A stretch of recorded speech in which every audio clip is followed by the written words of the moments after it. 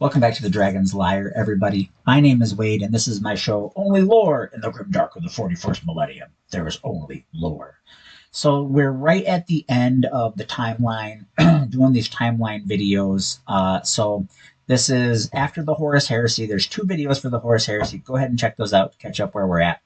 This is basically the time of the Black Crusades, and it culminates in the 13th Black Crusades. Okay, so at the end of the Civil War, all of the traitors had been purged. It's called the Scouring. They were basically hunted down, and the ones that didn't get killed, they were exiled to the Eye of Terror.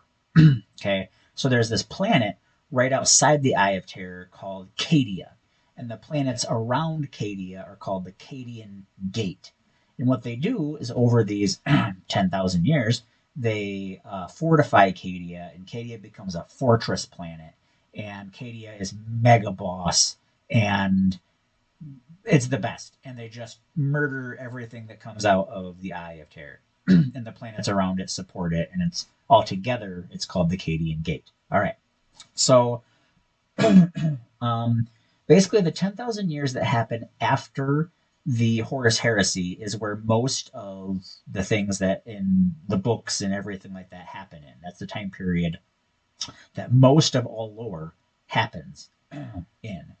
Um, and basically, one of the big deals here is all the Primarchs disappear. There's a bunch of different reasons why they do. Vulcan gets like incinerated, and Lehman Russ goes into the warp, and just people disappear. But one of the big things is Gilliman is mortally wounded by his brother Fulgrim, and they put him in stasis. So Gilliman goes into stasis to save his life for a very long time, most of the 10,000 years of history. Okay, so this 10,000 years, other important things happen, like we see the Tau for the first time. You have the four Tyrannic Wars. You get the Necrons start to wake up. And there's a bunch of other things that happen, like the War for Armageddon and the War of the Beast, and a bunch of different things happen. The Eldar are dying out because they don't reproduce very quickly. And, the orcs are just everywhere. There's every faction basically has got something important going on.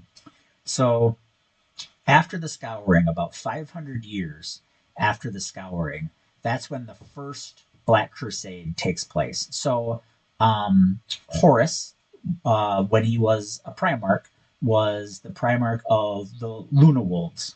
His first captain was a captain by the name of Abaddon. Okay, so Horus is gone because the Emperor deleted him.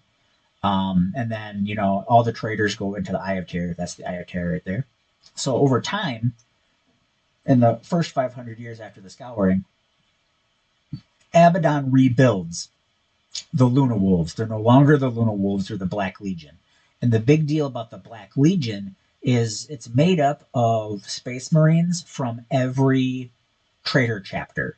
So it's not just Khorne Berserkers, and it's not just Thousand Sons. It's a little bit of everybody. It's the best of everybody, basically. And they start venturing out of the Eye of Terror, and they start doing these little raids. And like Black Crusades 1 through 12 make it look, that's Abaddon right there, make it look like Chaos sucks at strategy, and it makes it look like they don't know what they're doing. And it looks like they're all disorganized, and they're all like, don't know, no plan, dog chasing cars. Okay.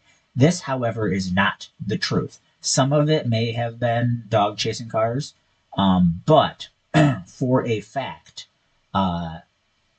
it's all going somewhere. There's a big plan. Abaddon's got a big plan. Okay. So you got to remember that Blackstone. Oh, I'm sorry.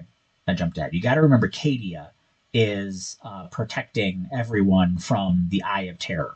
If it gets out of the Eye of Terror, Cadia destroys it, and the Cadian Gate destroys it. And there's fleets and ships and all sorts of stuff around the Eye of Terror, and Cadia is protecting us from it. Well, it wasn't very well known, but there was a network of black stone pylons. So the Necrons build things in black stone. It's a material that is unique to them. They know how to build stuff out of it. They know how to manipulate it. So there was these pylons, these big structures that were under the planet Cadia, like buried way underground.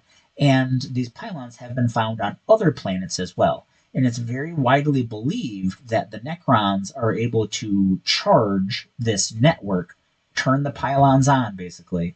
And when they turn it on, it either nulls psychic energy or it like shuts it down completely.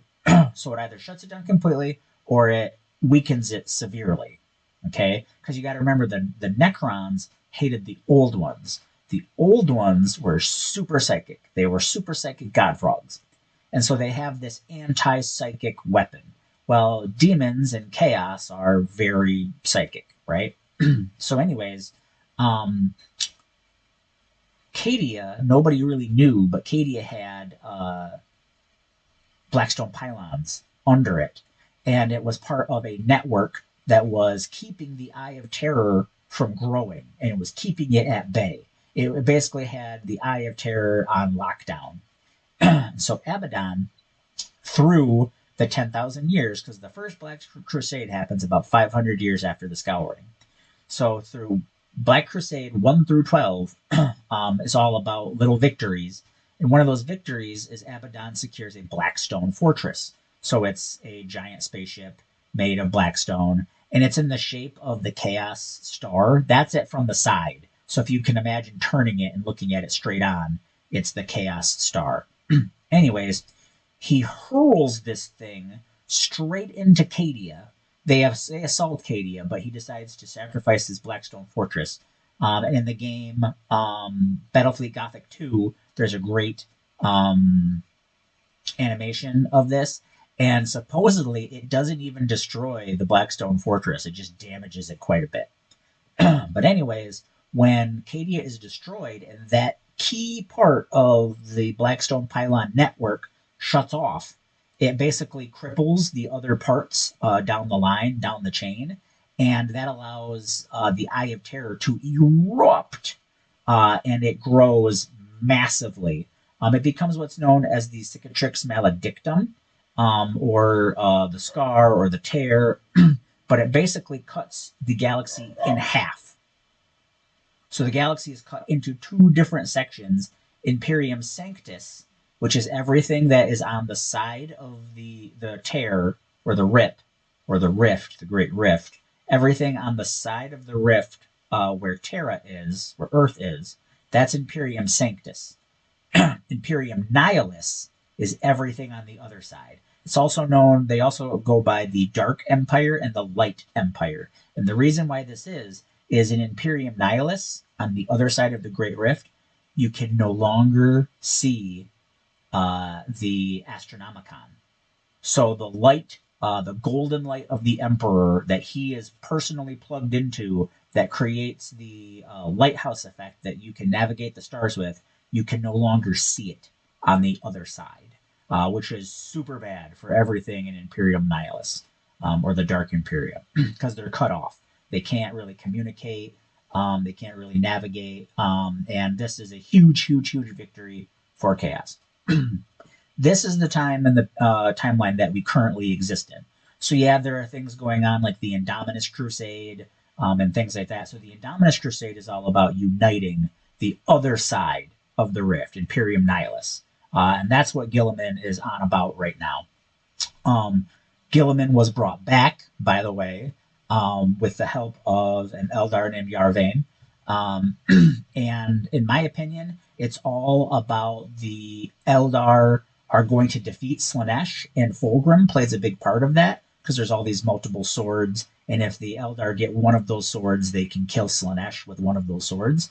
So I really think that Yarvane helped bring Guilliman back. She healed him, helped heal him, and it's like a you help me, now I'll help you kind of thing. And they're going to take out Slaanesh. That's just a guess. That's just from me listening to other lore people talk. Anyways, I really enjoyed making this series for you guys. If you have any questions, shoot them my way. I'll look into it. We here at the Dragon's Lair understand that you could get your lore anywhere. We want to say thank you for getting your lore here with us at the Dragon's Lair.